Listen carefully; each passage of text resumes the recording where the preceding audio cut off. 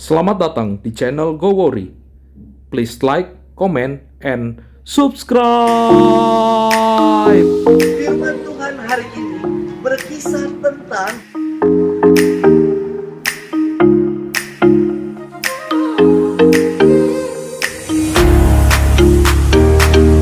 Tuhan memberkati kita sekalian dalam nama Bapa dan Putra dan Roh Kudus. Amin.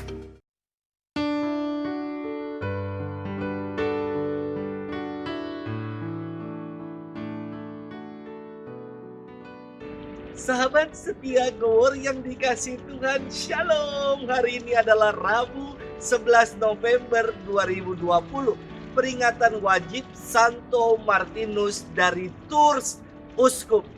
Martinus lahir di Sabaria, Hungaria Barat pada tahun 316.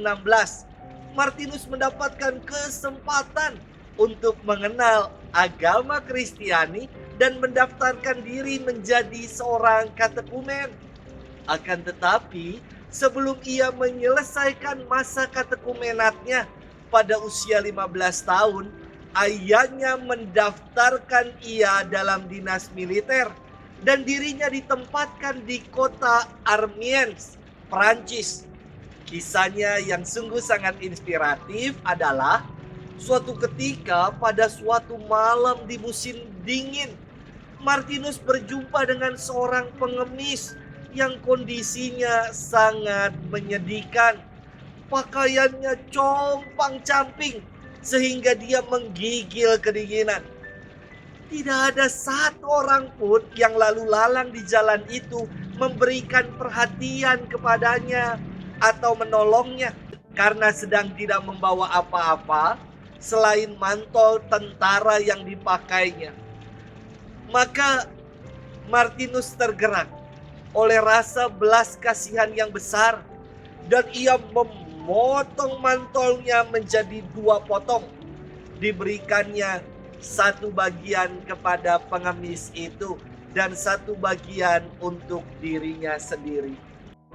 Pada malam itu juga Yesus bersama sejumlah malaikat Allah menampakkan diri kepada Martinus. Dalam penglihatannya itu, Martinus melihat Yesus yang mengenakan separuh mantel yang sama dengan bagian yang sudah ia berikan kepada pengemis di gerbang kota Amiens tadi. Santo Martinus wafat pada 8 November tahun 397 pada usia yang ke-81 tahun. Sahabat setia Gowor yang dikasihi Tuhan, mari kita bersama-sama merenungkan firman Tuhan yang diambil dari Injil Lukas 17 ayat 11 sampai dengan 19. Mari kita siapkan hati kita. Haleluya, haleluya. Hendaklah kalian mengucap syukur dalam segala hal, sebab itulah yang dikehendaki Allah bagi kalian di dalam Kristus Yesus. Haleluya, haleluya. Tuhan bersamamu dan bersama rohmu. Inilah Injil Yesus Kristus menurut Santo Lukas. Dimuliakanlah Tuhan. Dalam perjalanannya ke Yerusalem, Yesus menyusur perkotaan Samaria dan Galilea. Ketika ia memasuki suatu desa, datanglah 10 orang kusta menemui dia. Mereka tinggal berdiri agak jauh dan berteriak, "Yesus, Guru, kasihanilah kami." Yesus lalu memandang mereka dan berkata, "Pergilah, perlihatkanlah dirimu kepada imam." Dan sementara dalam perjalanan mereka menjadi tahir, seorang di antara mereka ketika melihat bahwa dirinya telah sembuh, kembali sambil memuliakan Allah dengan suara nyaring, lalu tersungkur di depan kaki Yesus dan mengucap syukur kepadanya. Orang itu adalah orang Samaria. Lalu Yesus berkata, "Bukankah ke-10 orang tadi semuanya telah menjadi tahir? Di manakah yang 9 orang tadi? Tidak adakah di antara mereka yang kembali memuliakan Allah selain orang asing ini?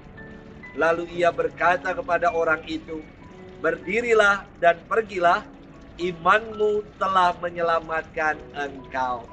Demikianlah Injil Tuhan, terpujilah Kristus. Sahabat setia Gowori yang dikasihi Tuhan, Shalom. Ada satu lagu yang hits di tahun 2000-an dari grup band Kuburan namanya. Lagu ini berjudul Lupa-Lupa Tapi Ingat. Lebih kurang syairnya demikian. Lupa, lupa, lupa, lupa, lupa, lupa syairnya.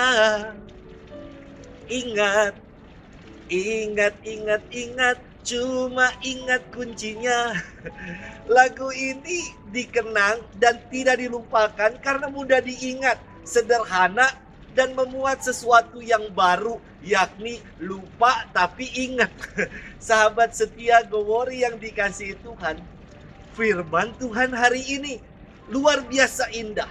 Berkisah tentang mukjizat penyembuhan 10 orang kusta.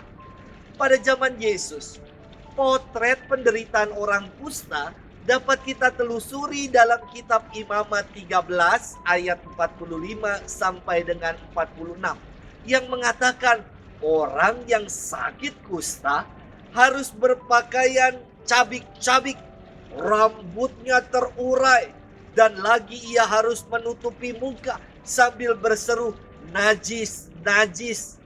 Selama ia kena penyakit itu, ia tetap najis sambil berseru najis. Ia harus tinggal terasing di luar perkemahan tempat kediamannya. Wadaw, kasihan ya. Mereka dikucilkan, disingkirkan, dan dianggap najis. Maka tidak heran dalam firman yang dikatakan hari ini, mereka berdiri agak jauh dan berteriak, "Yesus Guru, kasihanilah kami." Karena mereka tidak boleh dekat dengan orang lain.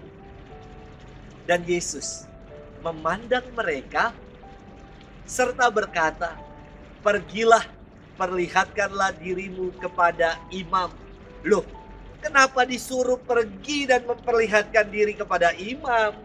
Karena dalam kitab Imamat 13 ayat 9 sampai 17 dikatakan bahwa kepada imam kalau ada orang yang terkena penyakit kusta harus dibawa kepada imam dan imam harus memeriksanya dan menyatakan apakah orang tersebut sudah sembuh atau belum. Sahabat setia Gowori yang dikasihi Tuhan, istimewa sekali.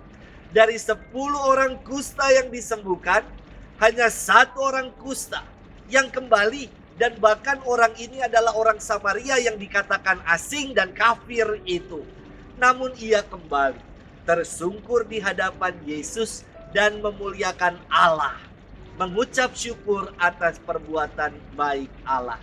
Bagaimana dengan 9 orang yang telah disembuhkan? Ini adalah gambaran kita yang kadang-kadang lupa untuk mengucap syukur atas segala kebaikan dan kemurahan Allah dalam hidup kita. Sudahkah kita mengucap syukur kepada Tuhan hari ini? Tuhan memberkati kita di dalam nama Bapa dan Putra dan Roh Kudus. Amin.